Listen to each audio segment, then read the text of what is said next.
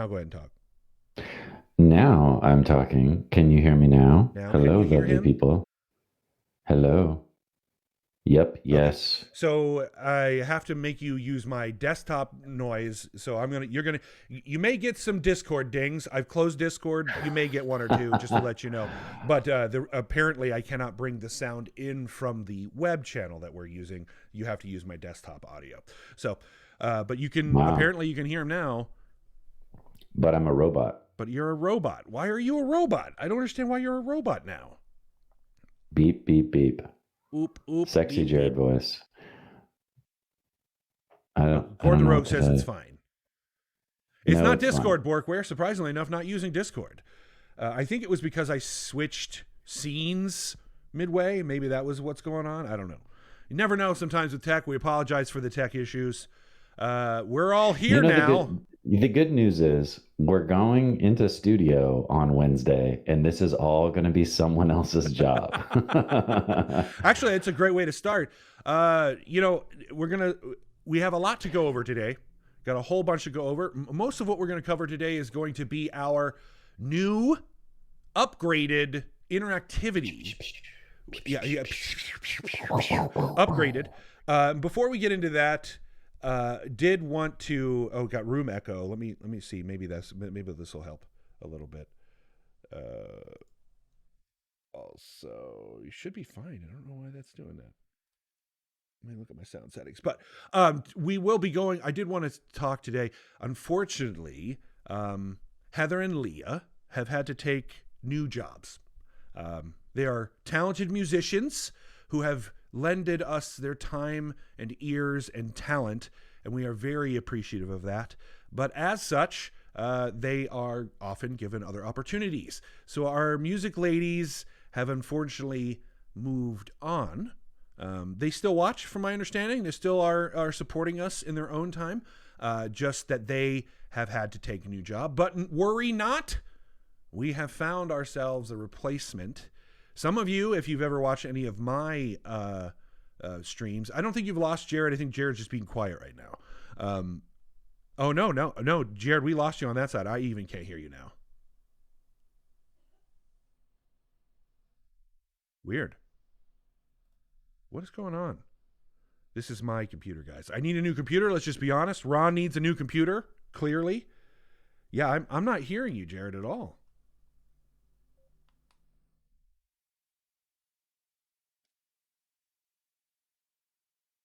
You don't know why.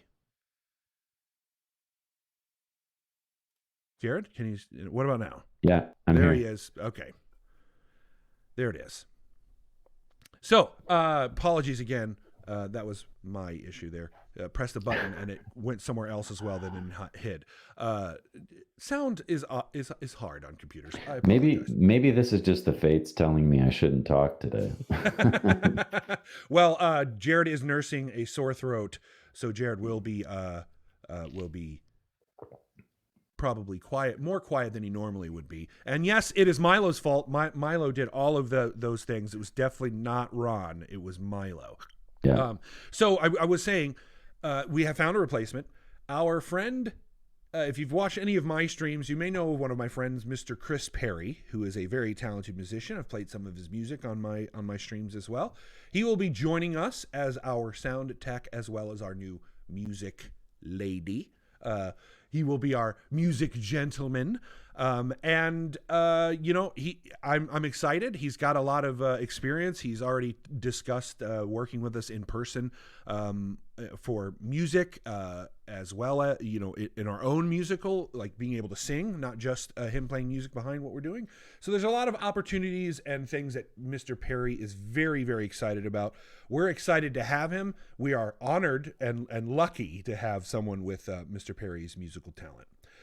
So he will be our new music man, our new music maestro.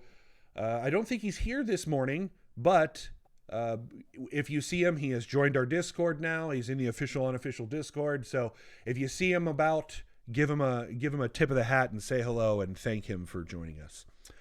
All right. Well, today we're going to be talking, as we were saying, we're going to be talking about our interactivity. Before we do that, Season 2. yeah, baby, season 2 starts on Wednesday.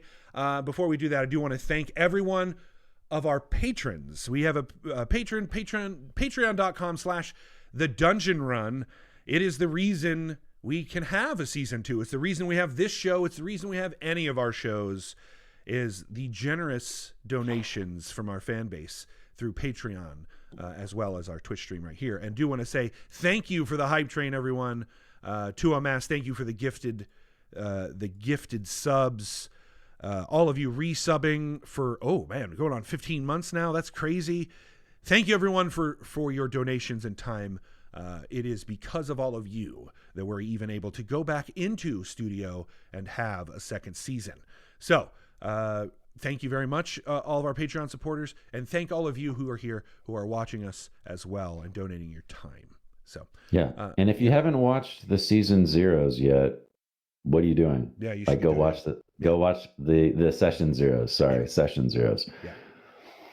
Those are going to give you a huge insight into the world, but also a lot of backstory on each of these characters. So when we jump into the game on Wednesday, if you watch that, you will know what's going on mentally and emotionally with each one of these characters and why they are, as Morgan likes to say, coming in hot.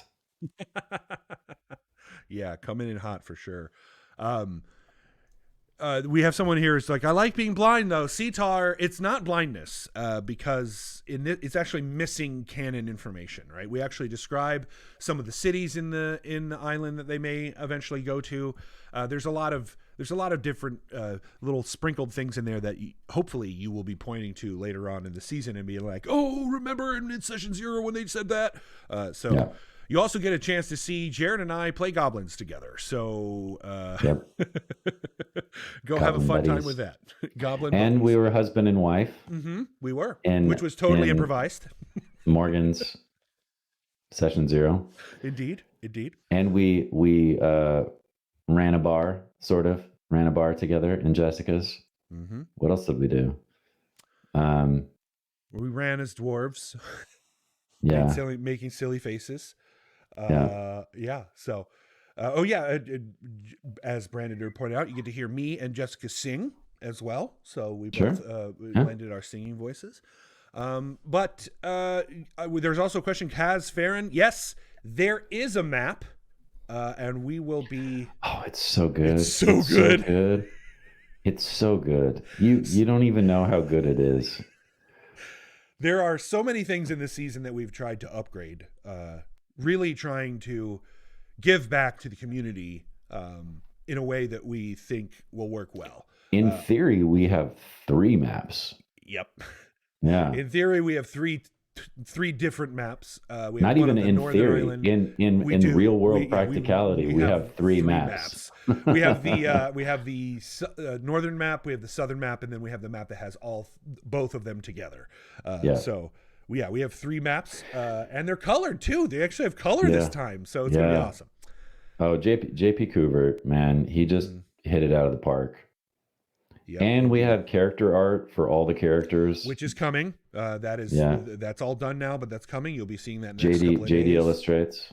Amazing artist as well, helping us bring this story to life right away. As you've already seen with your Sokka, if you're part of our Patreon.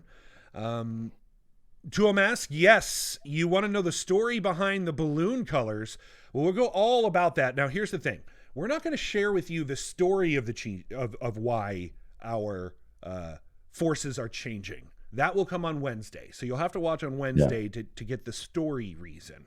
But we wanted to kind of get our fan base prepared for the changes. So you'll notice, all of you in the chat, our balloons now are no longer gold and purple. They are now plant green and space purple. So a sprouted balloon and a space balloon. And the reason is our forces have changed. And if you go to the dungeonrun.tv and click on the force card submission, you will see some of the new changes there. And I'm just going to pull that up because that's the easiest way to go about it, really, to be completely honest. Jessica did a late night thing for us. We were like, oh, we should probably change the website. And then she stayed up late last night and fixed it for us. So thank you, Jessica. Even though you're not watching this because we told you not to, we love you. Yes, Jessica, we very much love you. So the new forces are Force of Nature and Force of Cosmos. Now, one of the reasons we wanted to get a little bit away from good versus evil is it's very one side or the other. It's very black and white. And this new season is very much not that. There's not a lot of black and white here. It's a lot of shades of gray.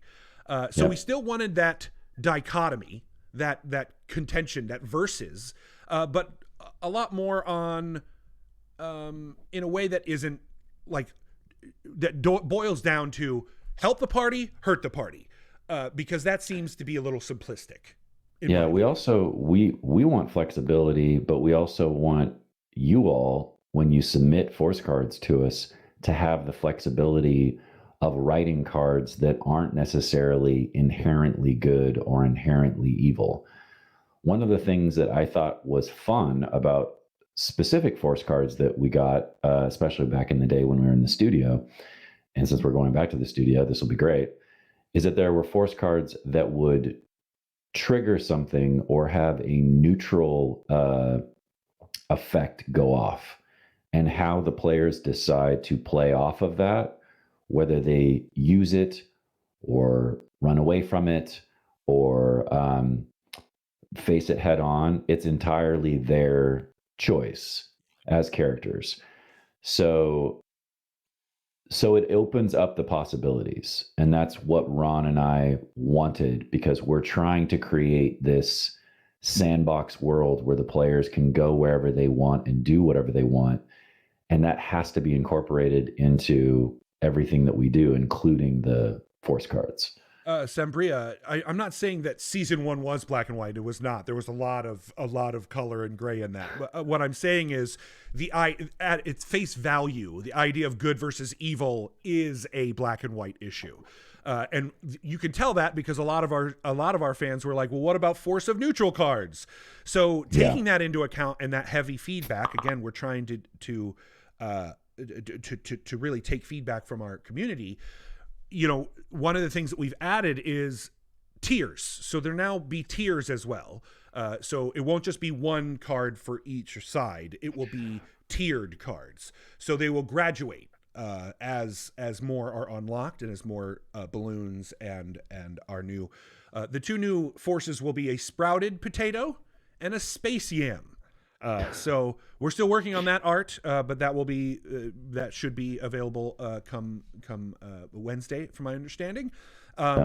So the idea behind the tiers is this: there's Force of Nature cards and Force of Cosmos cards, and each tier, the first tier will be incredibly easy to reach, so it'll trigger a card early on in the game.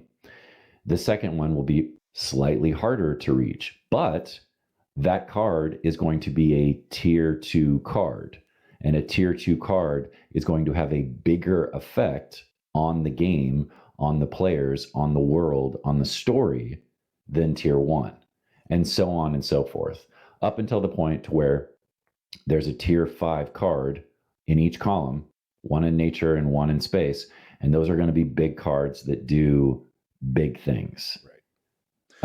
And if we ever get past tier 5, maybe there will be a tier 6, but we'll see. We'll see how that goes. We're going to see how that goes. So I do want to go through each tier and give you a general example. But then I also, before we do that, I want to go through, we have some keywords for each of the forces.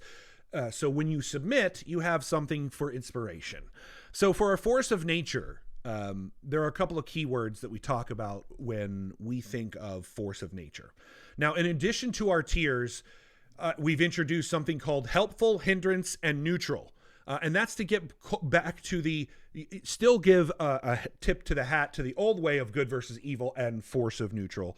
So now you can indicate which force. You also should indicate whether this particular card is meant to be helpful, whether it's meant to be a hindrance to the party, or if it's a neutral change to what's going on. We have examples of all of those. We'll be going over them as we go through it.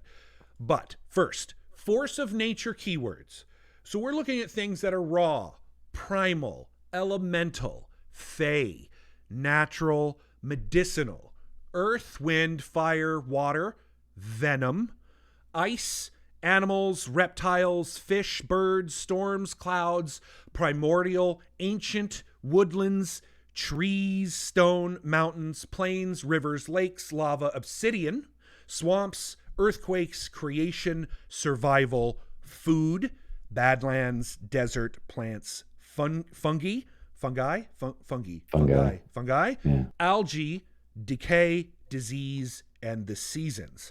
So these are general, and those are just a limited number of them. That if they fall in well within these things, and as Lady Carriel says, in the range of Pokemon, very similar. That idea of different elements are part of nature is a very common thing in fantasy for sure. So there's some other stuff in there that maybe goes a little bit away from Pokemon, obviously, like obsidian and those kind of things, but definitely very natural. Things that you find in nature, things that would occur naturally. Now, some people would say, well, cosmos is nature, right? Isn't the cosmos just the nature? Yes, in reality, yes, that is true.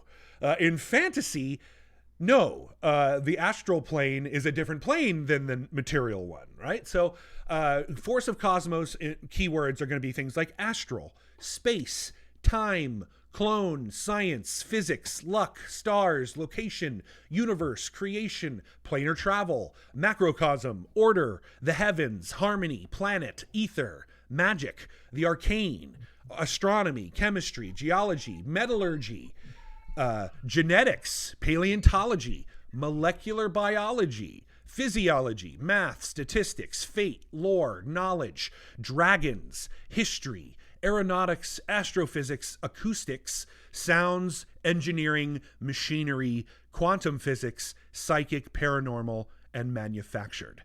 So these are the types of keywords that you should use for inspiration when coming up with Force of Chaos. And so what this should identify to you is that we will be having some advanced technology in this world somewhere. Yeah. Obviously, the funny thing is that we were already thinking along these lines well before we even found out that Spelljammer was coming out. Yep. So the fact that Spelljammer is going to be a thing again in 5th edition is so chef's kiss when it comes to timing. Does that mean we're going to incorporate a bunch of Spelljammer stuff into our world? No. But if you want to think what is Cosmos, as far as like sending us card ideas, Spelljammer is Cosmos. It would be as if you set an entire game in the setting of Cosmos. If that helps you kind of think of what we're thinking of when it comes to the theme. And themes are paramount in this season. We got some questions from Discord and Patreon. And in fact, why don't we do a couple of those? We can. I want to go through the tiers and give examples before we do that, because they may answer some of those questions, and if not, then we'll go through those. So those are our keywords for Force of Nature and Force of Cosmos. Branded Nerd, being very sharp, says stuff that happens when humans get involved. Absolutely the case with this, with Force of Cosmos. Stuff that happens when humans get involved. So first tier. Generally speaking, the first tier of either side, there will be 5 tiers for each force. So the first tier should generally be thematic and light. So for example, here's a Force of Nature neutral example. Is it tracks or is it a trap? Arctic fox? Maybe. A fur-lined hat? Could be. A deadly saber-toothed tiger? Anything is possible, and only one way to find out. All players roll a survival check, the highest wins. If it's a fox, it could be tracked for food, or maybe it leads to a fresh kill of several lemmings that offer skins and furs for trade. So this is an example of our tier 1. Very rudimentary, thematic, right? Thematic for that particular Force of Nature. And very light. Nothing very dangerous, nothing super powerful. Yeah, so and that's specifically a neutral force card. Correct. So there are going to be good force cards and hindrance force cards as well. So we can come up with all kinds of examples, but I think what Ron is hinting at is the website has a lot of this information, but one thing that we might do today, which I think would be fun for us to do, is actually get a couple force card suggestions from chat. Yeah, so we're going to do thinking. Start thinking of those now while he's going through this list. Xadia, I think you can submit cards now, but we're still waiting to change the Google submission page to include and reflect the new force of nature and cosmos and the helpful, hindrance, and neutral. So I think that's supposed to be sometime in the next day or two. But you could still submit now. I think you're just not going to be able to get all of the. You're not going to be able to get all of the minutia that we will add here in the next day or two. Yeah. David Gen Pro. So David Gen Pro says no more force of evil versus force of good bidding battles. Well, that's kind of what the tiers are supposed to be, right? So some of the tiers, and we'll show you examples later. I have one in tier 4 that gives an example of this. So I'll save that, David Gen Pro. Great question. The battle is built in naturally, and I'll show you how. So tier 2 could impact one player for some amount of time, or could include more than one player for a very short amount of time. So an example, we have another force of nature. This one is considered a helpful card. It's called Sweet Memories Are Made of These. Let the PC group decide who receives this card. That PC is reminded of home in some strange way and has a renewed fervor to survive this harsh environment. All saving throws for the recipient of the card are made with advantage until dawn on the next day. So again, that impacts one player for some amount of time. That's a tier 2. Yeah. That is a tier 2. Force of nature, and technically classified as a helpful card. Yep. Tier 3, another force of nature example. Generally, tier 3 impacts everyone, including players, for a brief amount of time. It might change the environment in some balance of helpful/hindrance. So here's an example. Force of nature. This is a neutral card. What has 9 lives and 2 daggers? Is the name of the card. At the beginning of the next combat, a hungry saber-toothed cat enters the scene hunting for food. Depending on what the PC's reactions are, the beast will either attack them or the monster they face. That's another neutral card. Another neutral And card. The reason why we have a couple examples of neutral cards on the website right now is because we want you folks to realize that these cards, it's more about what's going to be interesting storytelling and less about I want to hurt the PCs or I want to help the PCs. And it can still do that. Yep. I mean, the card can still help or hurt, but it doesn't have to be limited to one or the other. It's not a black or white decision. Robbie C21 says, so I totally thought Civ Red Thistle was the answer for that. And that might have been why Ron changed the title of it originally so that it fit like that. Because I was like, oh, that's fun. That's both Civ and a saber-tooth tiger. All right. So tier 4. Tier 4, pretty cool here. Tier 4 impacts everyone for a lengthy period of time.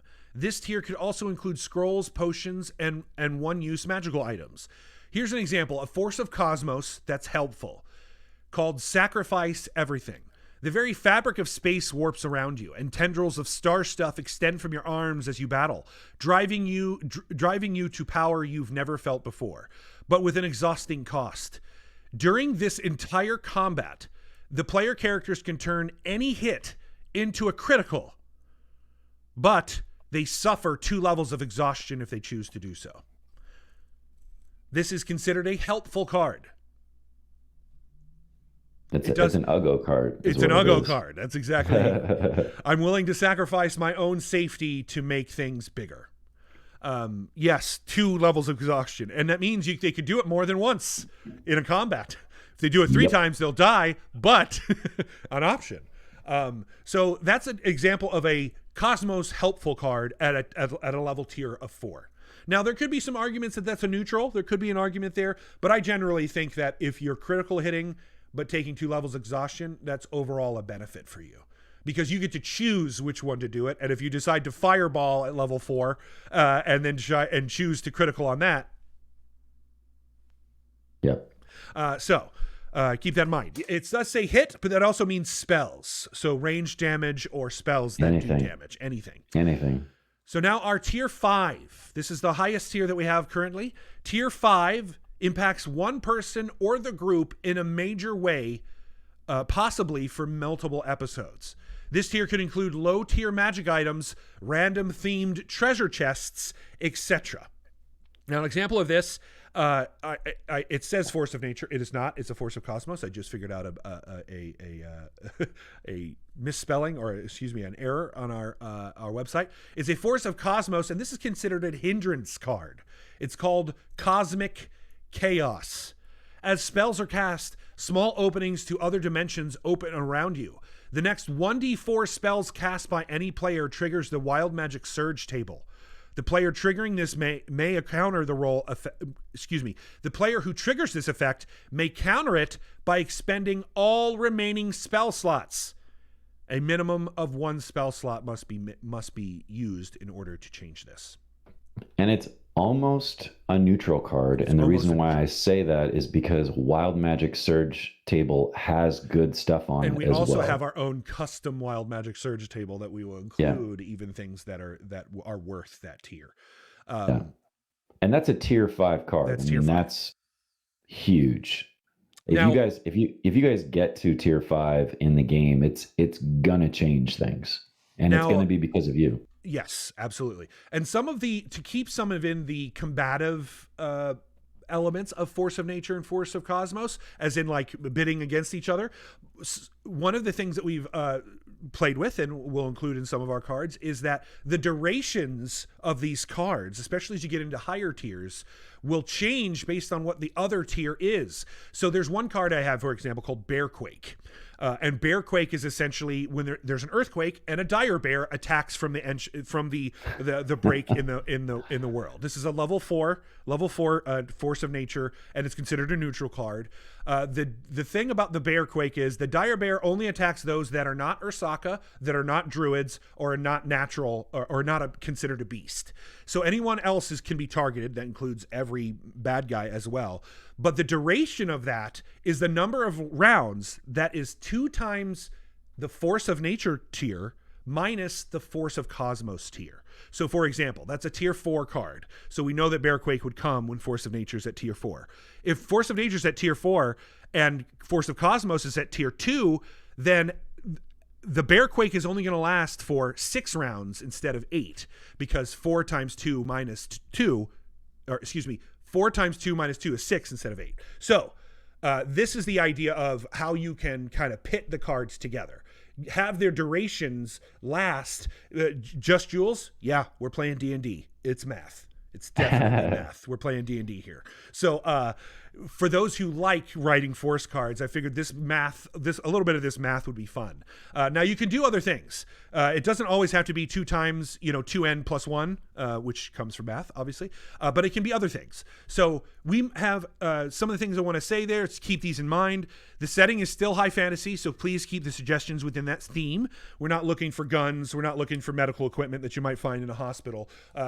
Keep it to like steampunk, magic as tech, that kind of concept. Yeah, and we will be tweaking these too. So if somebody writes a card that I really like and I don't think we're going to get to it right away because it's a tier 5 card, I might tone it down because I want to see it in the game to a tier 3 so that there's a higher chance of it being triggered and happening in game. Yep. Yeah. So and or any if we cards just need to change like a game mechanics thing on the card so that it makes sense and it's easier to understand, then we'll tweak stuff. And that's part of what I have here. Keep in mind. Additionally, the DMs reserve the right to change any card submitted as they see fit, including tier, damage, theme, etc. Tier progress and cards reset each week. So every week you start back at tier 1. And more tiers are possible as play progresses and the story advances, and all of the above is subject to change.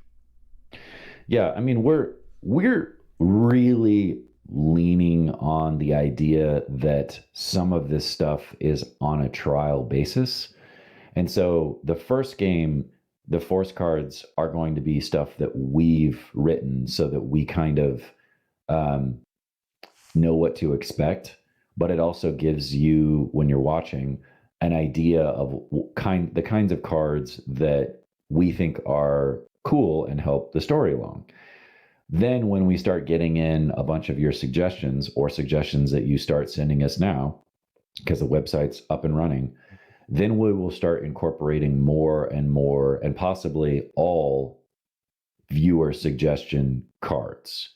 But in the beginning, we really want to find those themes so that people know exactly what to expect.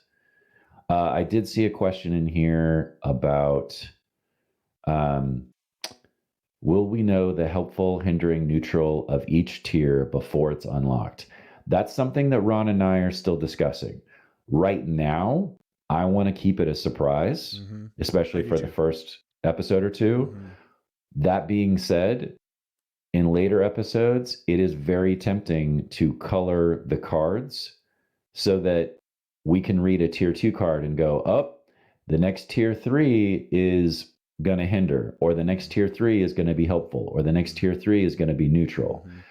But right now, we're keeping it a secret whether it's going to be positive, negative, or neutral. And the cool part is one thing that we want to play with this season as well, as in a trial basis, is having the interactivity cards affected by the story as well. So not only will the interactivity affect the story, but the story should affect the interactivity. And we have some cool ideas on how to do that. I won't ruin any of that, but keep a lookout on for that. And that kind of goes into what Jared is saying. For example, there may be an item or some sort of relic that the party may be able to find that gives the watchers some heads up. Yeah, so there's going to be a lot of options for us to do all that kind of stuff. We want your interactivity to impact the story, but we also want the story to impact your interactivity. Yeah, and we're still going to have advantages and disadvantages. So if you really want to help a specific player or disadvantage a specific player, you can still do that. And the balloons are going to be more impactful than what they were before when it comes to building up the chart. Yep. Because way back in the day when we were in the studio, balloons counted for like 1 point, and I think potatoes counted for 75 points or 100 points or whatever.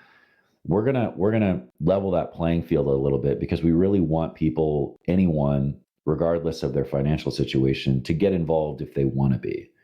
So even balloons will affect the meter for Force of Nature and Force of Cosmos cards. And as we continue, all of this is going to be upgraded. There are plans for us to add interactivity on a digital level that will make things a lot easier for everyone involved. There's a lot of options. It's a lot of options. And really what we're trying to do, Cortec Blue says, this sounds really cool. It feels like this system is taking the best of both worlds when it came to the early individual force cards in season 1 and the episode-long party force cards post-time travel.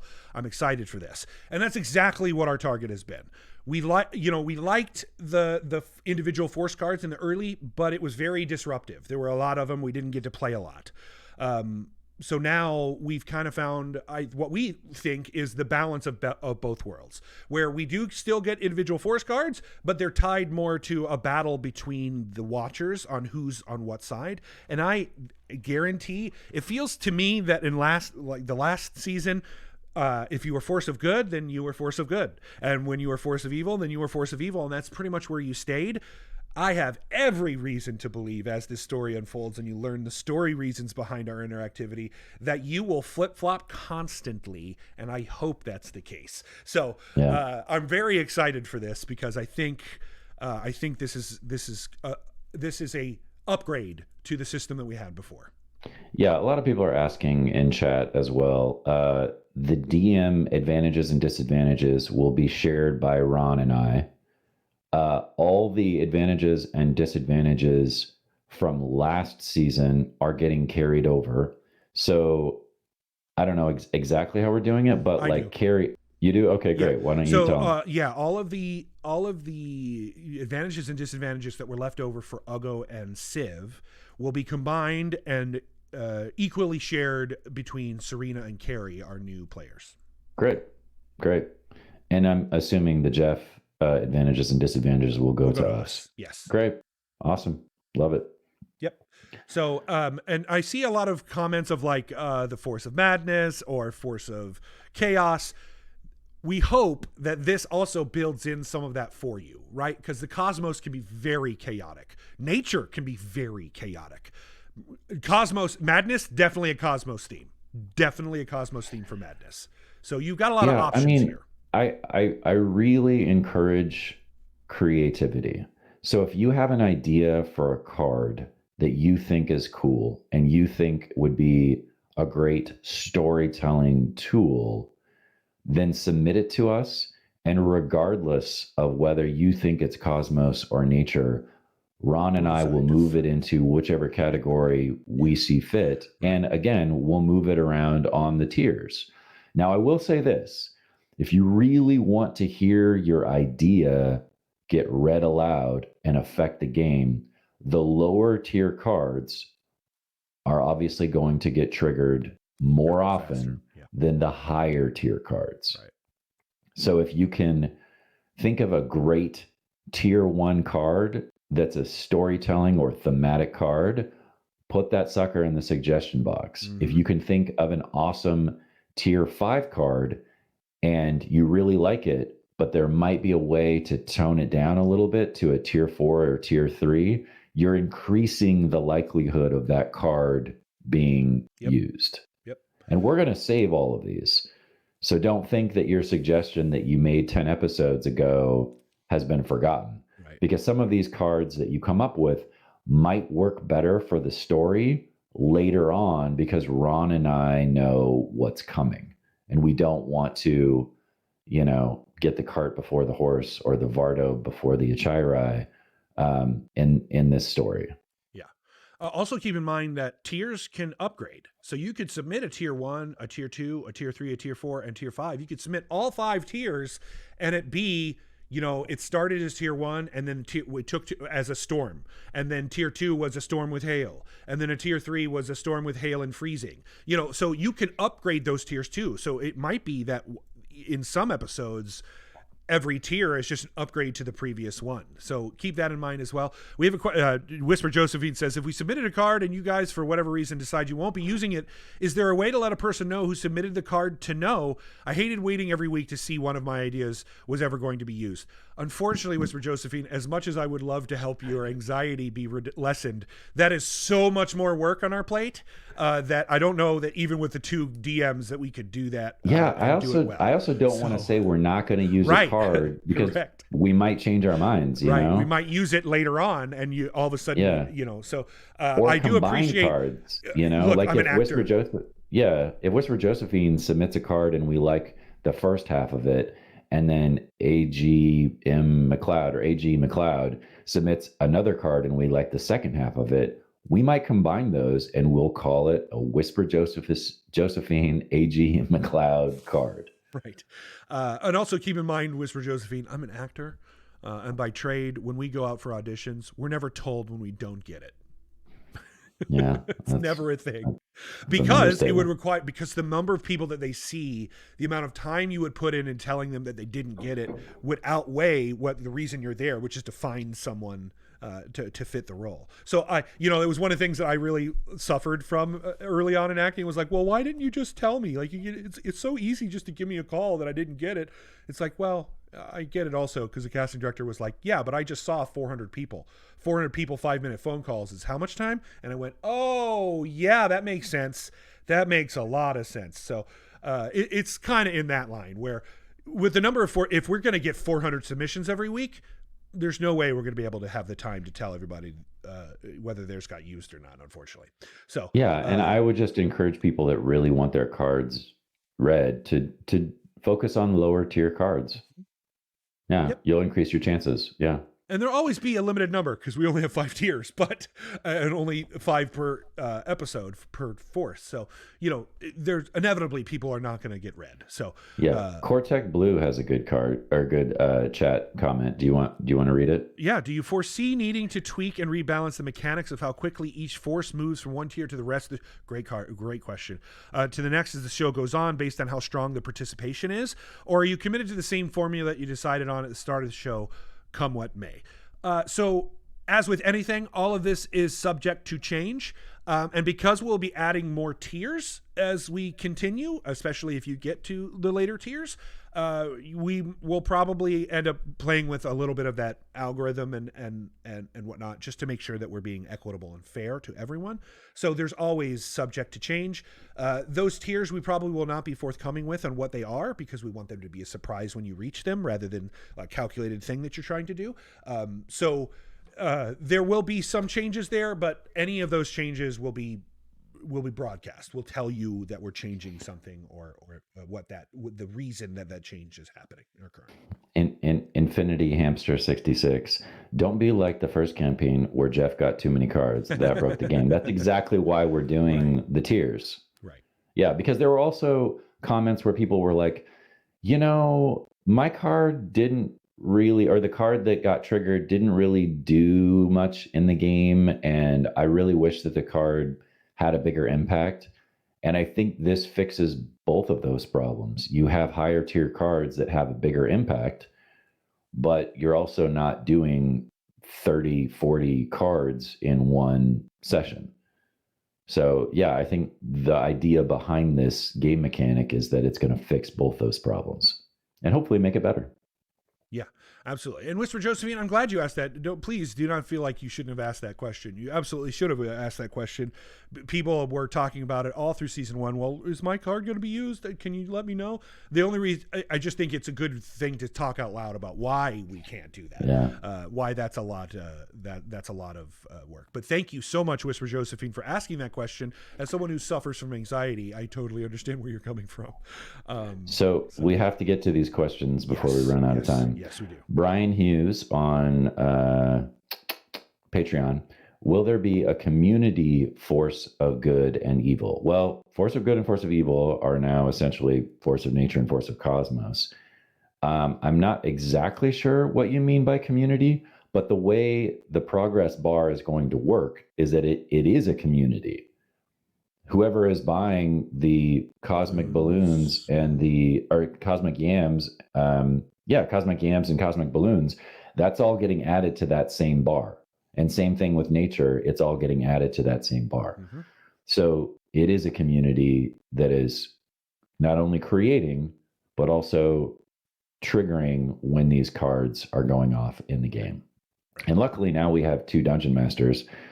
So one of us can be focusing on story while the other one is focusing more on game mechanics. And we consider these cards part of the game. It's part of the game mechanics.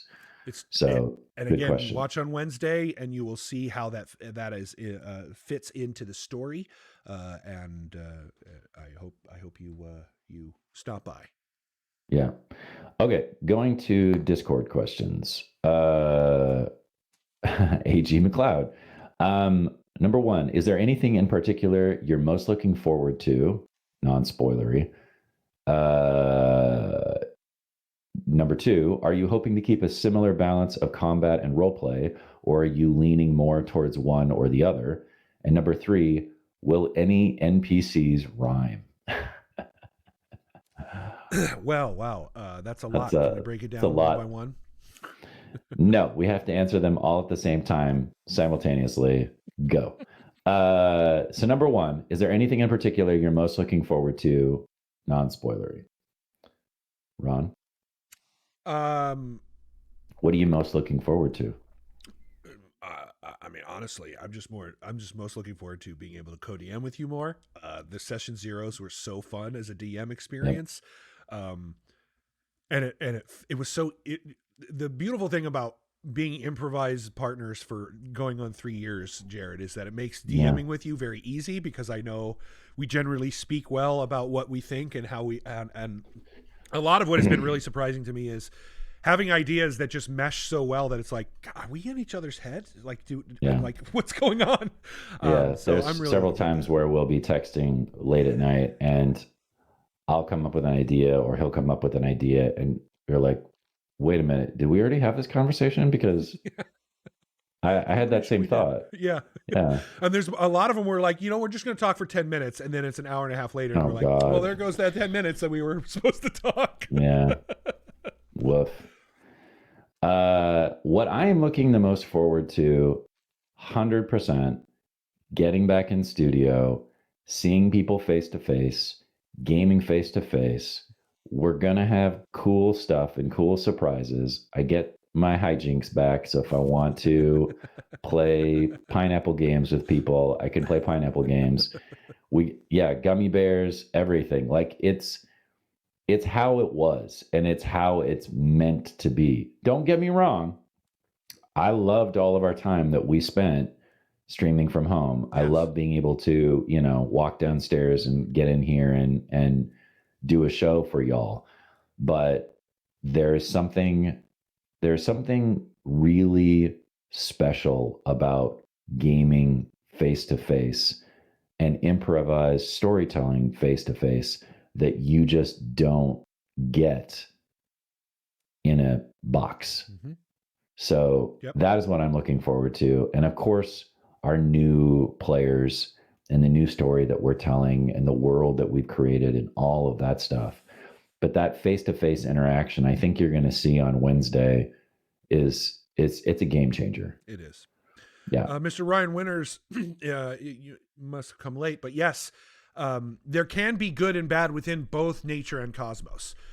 Nature, as we know it in our reality, can be both destructive and very helpful.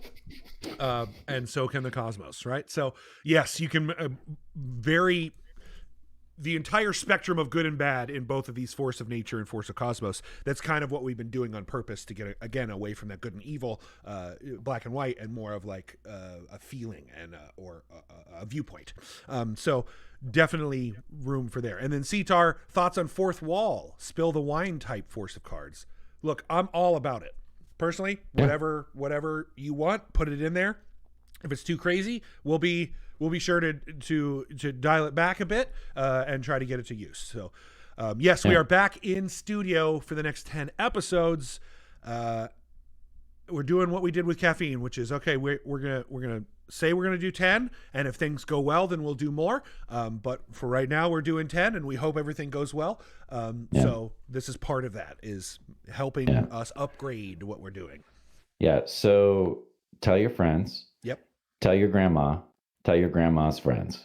Wednesday. It's going to be huge. Going back to the question. Tell your cousins, because they're probably younger than you. And no, grandmas are into D&D. That's true. My grandma, the reason I'm sitting here right here can absolutely 100% tell you that is because of my grandma.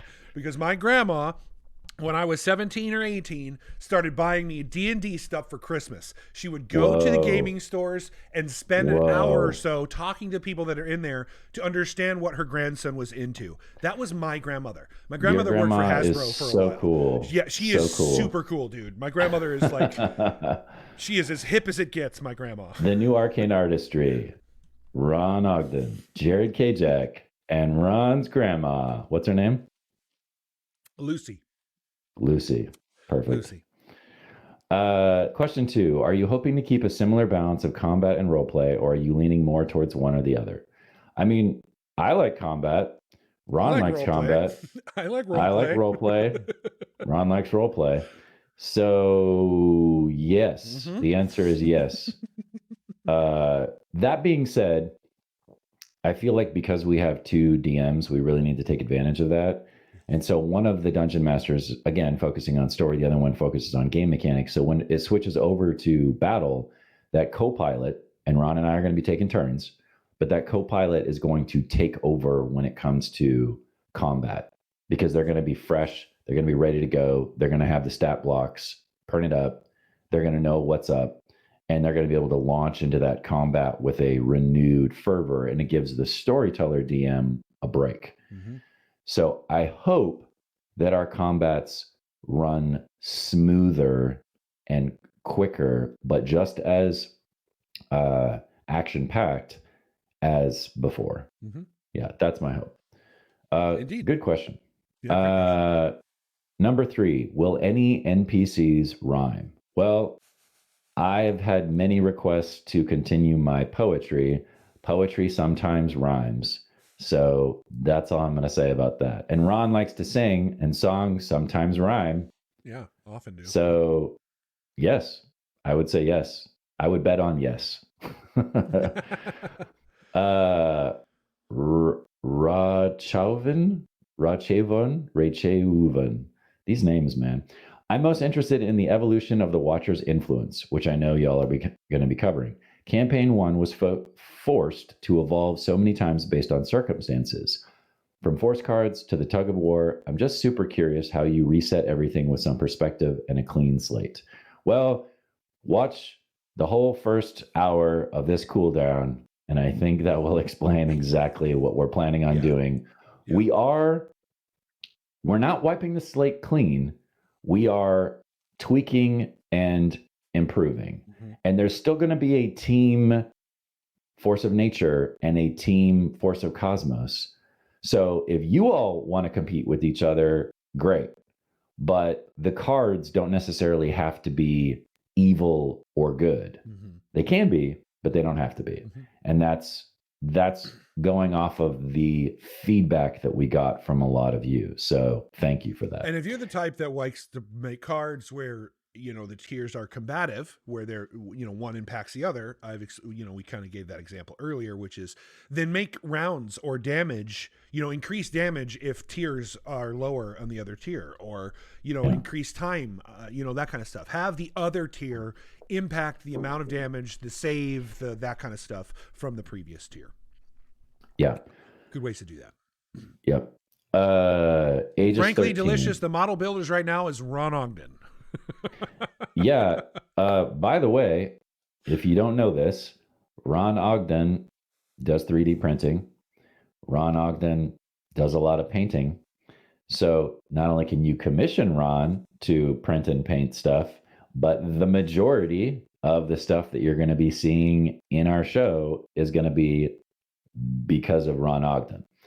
I have a lot of miniatures. Ron has a lot of miniatures, but we're obviously going to be printing and creating and designing, and we want it to fit into the world.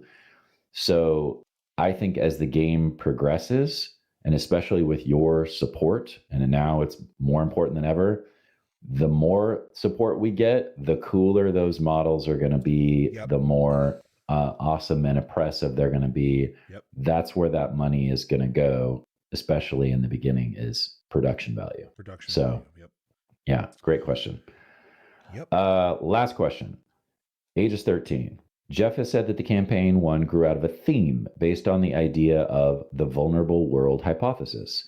Did you have an overarching theme you want to explore with the story? And if yes, do you think the player's actions will help illuminate it? Then in parentheses, not asking to reveal what the theme of the inspiration is. After all, Jeff didn't share the vulnerable world with us until right before the end. Ron, what do you think? I think my ADHD came into vibe and I didn't hear anything because I was distracted. That's what I think. Do we have a overarching theme for our story? Oh, we talked a little bit about that before. Yes. Yeah, we have an overarching theme. I don't want to reveal it because that will... Man, what are you watching? But we definitely have. I think in any storytelling, one of the first things that you kind of need to figure out is what are your themes. In various levels, overarching theme in each individual story, in each individual quest. Like that's kind of basics built into storytelling, right? Thematic elements are very important. But I think even that theme is kind of what we've been doing through this whole season, which is updating everything. So it is not that Ein is not existent. It exists. It's still there. It still has its own stories. It's compartmentalized. And there are some through lines that you'll see that we want to show you. But to start out, those will not be very obvious because we're starting in a new world, a new season. So definitely themes, and you'll start to put it together. I think you guys are pretty sharp. And the theme will also be heavily affected by the players, and the players made their characters and made their own backstory, and then told us what the backstory is. Again, sandbox, and we go great, and then we took that and included it into our world. So you're going to see those themes change and evolve because of what the players are bringing to the table. Yeah. This is very much the way that we've designed it is because we're again using the Return of the Lazy Dungeon Master kind of concepts, is the world is built, they get to go explore it. The story will change based on where and why they go to the things that they're going to explore.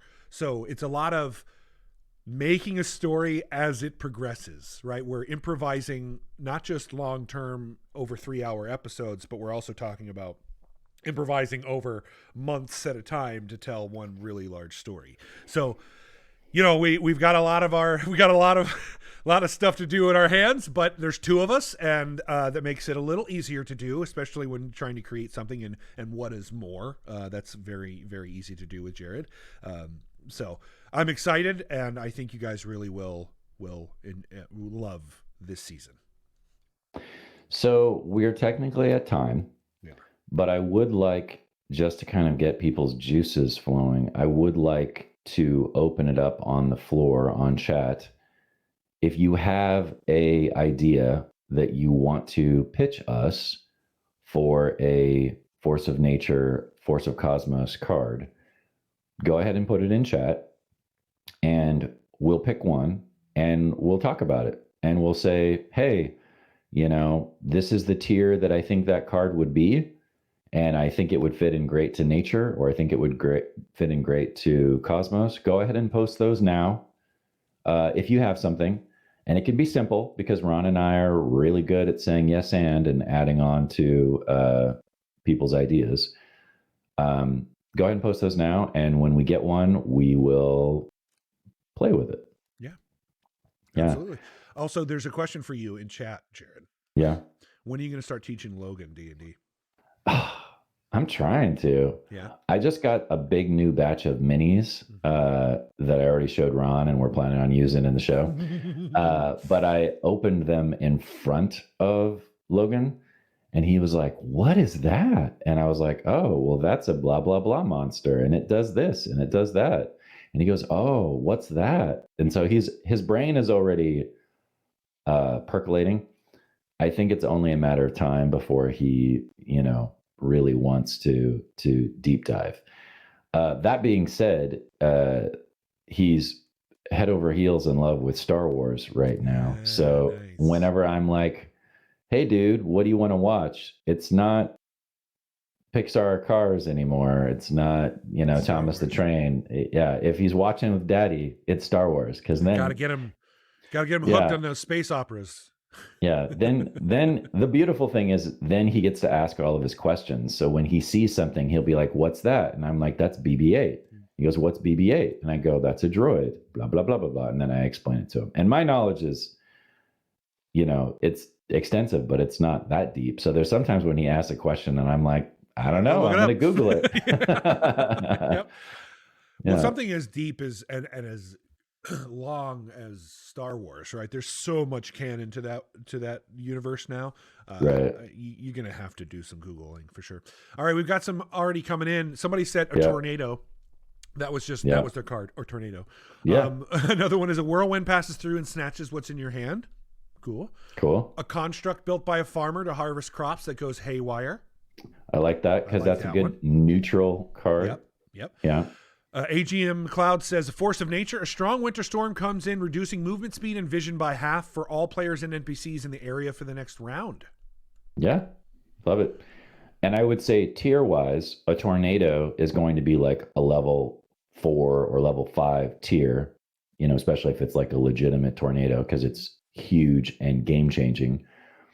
And Lady Carryall saying a whirlwind passes through and snatches what's in your hand, that's a nice tier 1 card. It does something. It affects one player. It's immediate. What does it snatch? Where does it take it? It could affect the game in a big way, or it might just be like a small hindrance. Yeah. A construct built by a farmer to harvest crops that goes haywire. Gord the Rogue, that's a great idea. I think of that as a tier 3. Just like a saber-toothed cat coming in that might attack the monster or might attack the players. That's a great tier 3 card. It's a construct, so it doesn't like one side or the other. It's neutral. It's just kind of coming into the scene and it's affecting the story. AG McLeod, Force of Nature, a strong winter storm that affects everyone, including the players and the NPCs, I would say that's at least a tier 3, if not a tier 4 card. Mm-hmm. Right now it's just affecting movement, but if it did something above and beyond movement, then I would say it's definitely tier 4. Yeah. Brandon says, Cosmos, you see into the future, the next attack that would hit you misses. So that's scored like Portend from Divination. Yeah. Ryan that's Winters. a nice low tier card. Mm-hmm. I think it's probably tier 2 of some sort. Mr. Ryan Winter says, nature's wild, so tides have changed. The next time the party sails, the winds and waves are their boon, but the time after that, the winds and waves will be against them. Very, very, I think that's borderline tier 5. Probably need to upgrade a little bit here and there to give it to feel real strong tier 5, but something that lasts a long time, multiple episodes, would be more in the tier 5 range. Let's see. Idaho Judd says, take him to Disneyland, to see Star Wars Land, because that'll freak him out. Gord the Rogue says, Cosmos, a construct built by a farmer to harvest we did copying. That. Yep, we were copying somebody else. Kaz Farron says, Force of Space, a Force of Cosmos. A small latch box drops to the ground nearby. Do you open it? DM will decide what's inside depending on helpful, not neutral, tier, etc. Cool. Yeah. I love it. Great one. Love that. Mystery Pack of Seeds, says Seraphy Fall. Great. A Dryad who helped or misled the party depending on her mood. That would be tier 3, kind of a neutral. If you're introducing a monster that is neutral to the situation, probably going to fall strongly in the tier 3 category. Yeah. Let's see. Any other ones here? Angel Devilston is just random encounter. Roll for initiative. Basically, tier 3. That's kind of what we're talking about. Tier 3 is it's initiative. it's a random encounter. Let's see. A storm could cause lightly obscured visibility. Cortec Blue says, Cosmos, 5 tickets to the grand opening of Maison d'Oil, the new Ursaka run restaurant in nearest town to PCs at the time, appears on the ground before you. Love that. Will indicate that the North Island is very sparse in terms of civilization. And we'll get into that more on Wednesday, and you'll see why. But is the Farmer Construct a Cosmos card? Farmer Construct could probably be a Cosmos card. Seems to be in like manufacturing and robotics. So I would say that's probably a Cosmos card. Now, Frankly, if it was a construct, go ahead. Yeah, Frankly Delicious says Cosmos cards seem harder to make up, and I agree because everybody knows the concept of nature. However, I think if you look at the keywords that are on the website, it becomes very clear what Cosmos is. Anything arcane is Cosmos. Anything space is Cosmos. Anything technology is Cosmos. So it's actually a broader range, which is why it makes it harder to come up with ideas. But if you just focus in on, let's say, chemistry, you really want a card that's about chemistry. That then narrows it down and makes it easier to come up with ideas. Maybe they find a chemistry set. Maybe there's a beaker that's filled with a strange liquid, and they can do a skill check to figure out what's in it. Is it a potion? Is it an acid? Is it a poison? Who knows? So that's what I would recommend is if you're having issues coming up with ideas, look at those keywords. That's why they're there. Yeah. Those keywords on our website are there for your benefit. We're getting a lot of great ones here. We're already out of time, so I'm going to keep them short here. But Grandma's Gift, you're given new dice by your grandma. Roll again if you wish. Force of Cosmos, 2 players must answer a quiz, and the number of answers that match gains them something.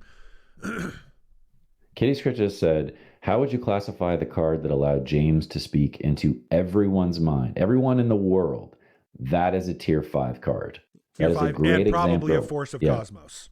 Yeah, that is a great example of a tier 5 card that's going to do something huge. Mm-hmm. And it's not affecting necessarily one person for multiple episodes, but it is affecting every living sentient human being in the world. So, yeah. These are great. Yeah. I think ones. They get it. I think they're off and running. Yeah. So just start sending them through the website and we'll start collecting them. And then by episode 2, episode 3, we'll start implementing your cards as opposed to using our own. Yep. Yeah.